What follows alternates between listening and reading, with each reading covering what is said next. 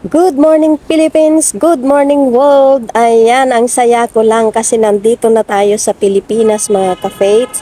So, ipapakita ko lang po sa inyo ang aming kapaligiran. Ayan po ang napakalawak na bukirin dito sa amin. Pero hindi po sa amin ito mga ka-fates. Ayan, ang lawak po niyan pero hindi lang naman iisa ang may-ari niyan mga ka-fates, kundi marami sila. Ayan, kung may ulan na yan, sasakain na naman nila yan at tataniman, aararuin muna, then tataniman nila ng palay. Ayan, namasyal lang po kami. Kasama ko ang aking apo. Ayan, ang ganda lang ng pakiramdam na narito na tayo sa Pilipinas, namamasyal na kahit dito lang sa ating kapaligiran. Ayan, ang saya-saya ng pakiramdam na nagagawa mo na ang gusto mong gawin. Walang nag-uutos. Ikaw na ang bahala kung anong gusto mong gawin. Ayan, may papaya, ang daming bunga pero hindi sa atin yan. Sa kapitbahay niyan, mga kafe. Keep on watching mga ka-fates. Samahan niyo po ako sa aking pamamasyal.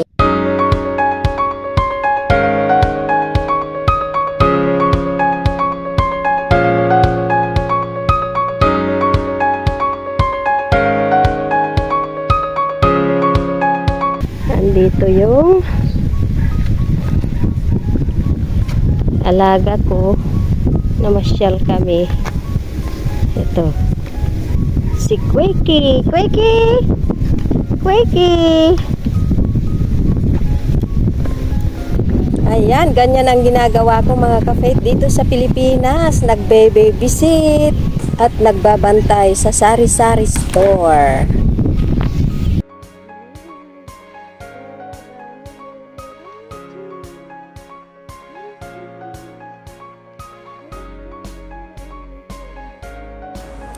Ayan, manguha po tayo ng dahon ng malunggay para ibilad natin mga kafe at dadalhin natin pagbalik natin sa Hong Kong. Ayan yung aking anak, inutusan ko siya kasi ang taas-taas na yung puno ng malunggay namin.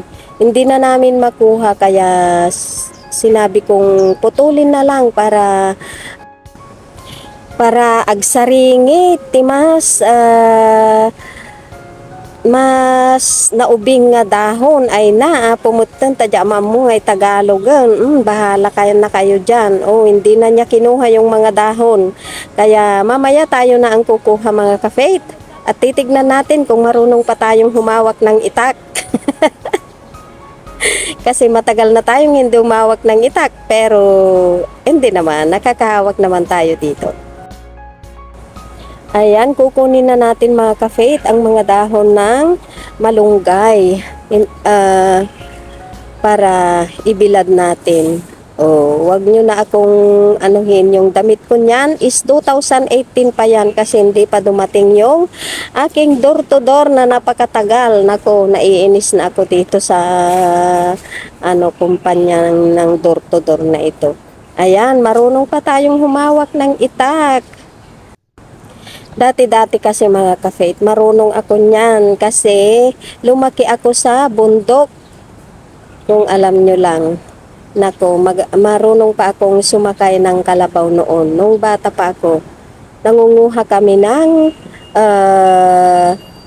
kahoy sa matataas na bundok kasama ko nung tatay ko noon mga ka-faith. Ayan, sinasakyan ko yung kalabaw na may, ewan ko, may pasagad. Ano ba yung pasagad sa Tagalog?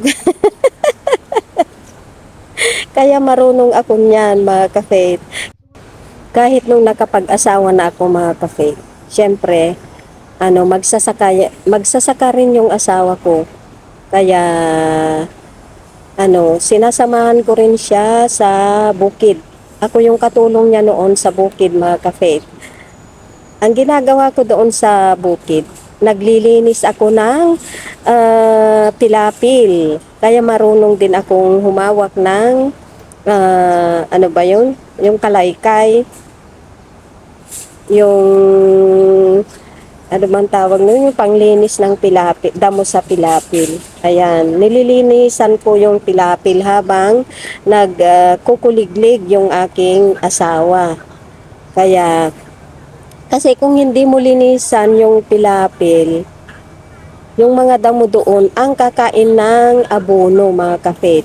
Kaya, ayun, nililinisan muna namin. Saka namin tataniman ng palay. So, ayan, maganda naman na marunong tayo sa mga ganyang trabaho. Para sa ganon ay hindi po tayo dehado. Kaya natin anumang trabaho.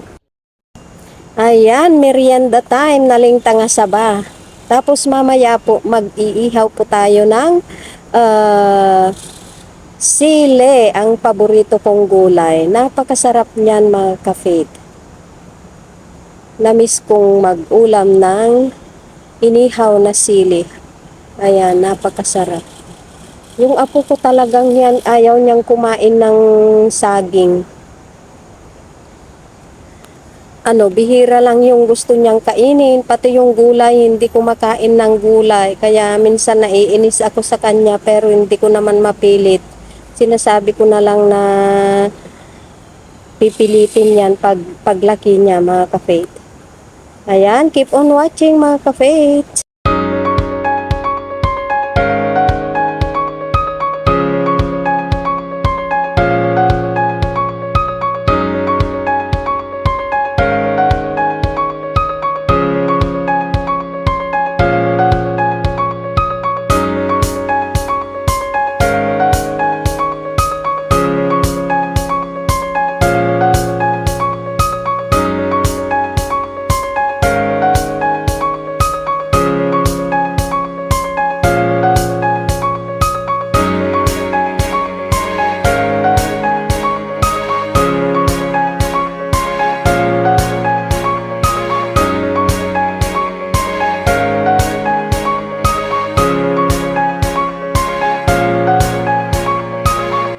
Ayan, dito na ako nagsaing, mga kafet, dito sa may lutuan namin na kahoy, para sa ganon ay makatipid tayo ng gasol, o di ba?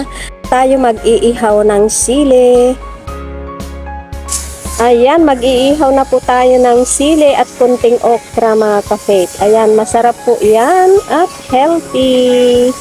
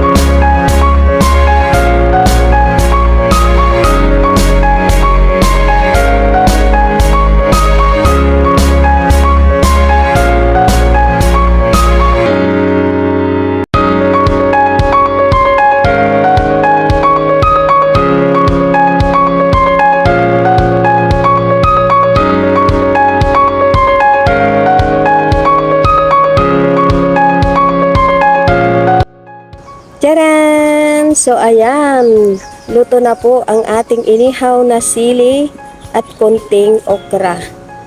Ayan. Tara na at kakain na tayo, mga kafet. Excited na ako. First time kong makakain nito ngayong uwi ko. Ayan, kain na po tayo, mga kafet. Ganyan na po ang style namin dito sa Pilipinas. Kapag kakain na kami, ayan, nandyan na yung kaldero, punong-puno ng kanin. Ayan, napakalinis. Napakaputi ang aming kaldero kasi isinaing ko sa lutoang kahoy. Pero madali lang naman hugasan yan, mga kafet. Ayan, ang isang dish namin dyan, mga kafet, ay yung tahong. paborito ng aking manugang. Tahong ni Carla. Charot. Kain na po!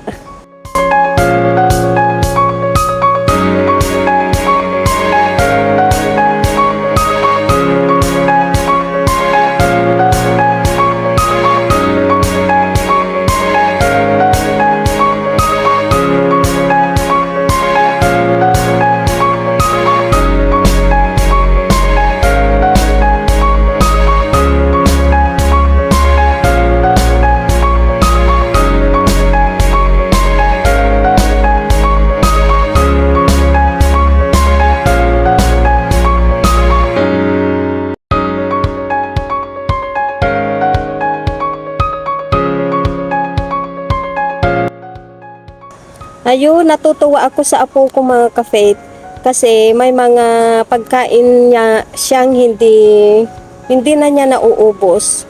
Pero hindi naman marumi yun. Sabi ng tito niya ipakain na niya daw sa mga bata diyan. Sabi ko naman, tanungin mo muna si MJ kung ayaw na niya o gusto pa.